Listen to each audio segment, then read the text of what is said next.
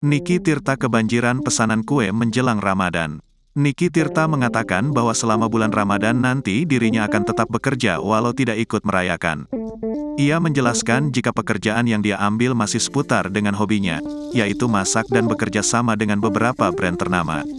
Walau masih harus bekerja, Niki Tirta mengatakan bahwa dirinya sangat senang dengan pekerjaannya saat ini, karena bisa bermanfaat bagi orang lain. Senang banget sama pekerjaan sekarang ini, karena selain aku juga bisa kasih pemasukan ke aku pribadi, aku juga bisa saring ilmu juga buat banyak orang di daerah, di seluruh Indonesia, ungkap Niki. Bahkan meski ia tidak ikut merayakan bulan Ramadan, Niki mengakui jika toko kuenya ikut kebanjiran pesanan untuk bingkisan Lebaran. Niki pun sampai harus merekrut karyawan baru untuk membantu dirinya dalam menyiapkan pesanan pelanggan. Kendati demikian, Niki tetap akan menyiapkan resep dan segala macam lainnya sendirian, yang nantinya akan dia bagi ke karyawannya untuk diproses.